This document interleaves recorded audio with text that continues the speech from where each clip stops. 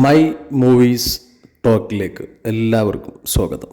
മലയാള സിനിമയുടെ അഹങ്കാരമാണ് നമ്മുടെ മമ്മൂക്ക.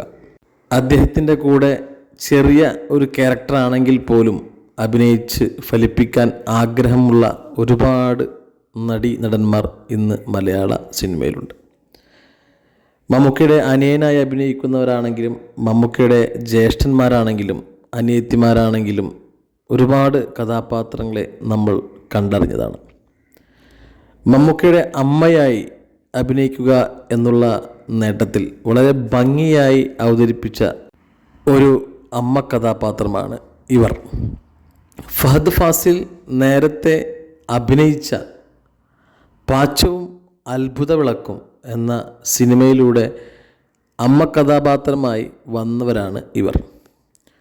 അതിനുശേഷം നമുക്ക് ഇവരെ മലയാള സിനിമ ഇൻഡസ്ട്രിയിൽ കാണാൻ പറ്റിയിട്ടില്ല.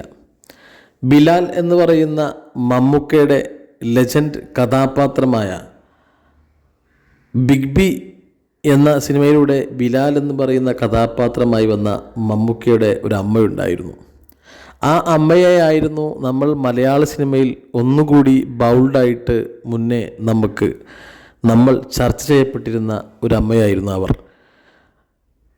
ബിഗ് ബി എന്ന സിനിമയിലൂടെ ആ അമ്മയെ വളരെ മനോഹരമായിട്ട് അഭിനയിച്ച ആ അമ്മയ്ക്ക് ശേഷം വീണ്ടും മലയാള സിനിമയിലേക്ക് ഒരു അമ്മയായി നമുക്ക് കിട്ടിയ ഒരു പുതുമുഖ നടിയാണ് ഇവർ. ഫഹദ് ഫാസിൽ അഭിനയിച്ച സിനിമയിലൂടെ ശ്രദ്ധ കേന്ദ്രീകരിച്ച ഇവർ മലയാളികളുടെ മനസ്സിലേക്ക് ചേക്കേറിയ ഈ അമ്മ കഥാപാത്രത്തെ വീണ്ടും നമ്മൾ കാണുന്നത് ഈ അടുത്ത കാലത്ത് ഇറങ്ങിയ മമ്മൂട്ടി കമ്പനി പ്രൊഡ്യൂസ് ചെയ്ത മമ്മൂക്ക അഭിനയിച്ച ഡൊമിനിക് ദ പേഴ്സ് എന്ന് പറയുന്ന സിനിമയിലൂടെയാണ് വീണ്ടും ഇവരെ നമുക്ക് കാണാൻ കഴിഞ്ഞത്. മലയാള സിനിമയിലെ കവിയൂർ പൊന്നമ്മ എന്ന് പറയുന്ന കഥാപാത്രവും അതുപോലെ മുൻനിരയിൽ നിൽക്കുന്ന മറ്റു അമ്മ കഥാപാത്രങ്ങളുടെ ഇടയിലേക്ക് ജനമനസ്സുകളിൽ ഇടം പിടിക്കാൻ വന്ന ഈ അമ്മയെ നമുക്ക് രണ്ട് കൈയും നീട്ടി മലയാള സിനിമയിലേക്ക് സ്വീകരിക്കാം. ഇനിയും നല്ല ബൗൾഡായ കഥാപാത്രങ്ങൾ ചെയ്ത് ജനമനസ്സുകളെ ഇഷ്ടപ്പെടുത്തട്ടെ എന്ന് നമുക്ക് പ്രത്യാശിക്കാം. എന്തായാലും ഇവരെക്കുറിച്ച്, ഈ അമ്മയെക്കുറിച്ച് അറിയുന്ന നിങ്ങളുടെ കമൻസുകൾ രേഖപ്പെടുത്തുക. പ്രേക്ഷകരുടെ ഓരോ കമൻസിനും വെയിറ്റ് ചെയ്തിരിക്കുകയാണ് മൈ മൂവീസ്.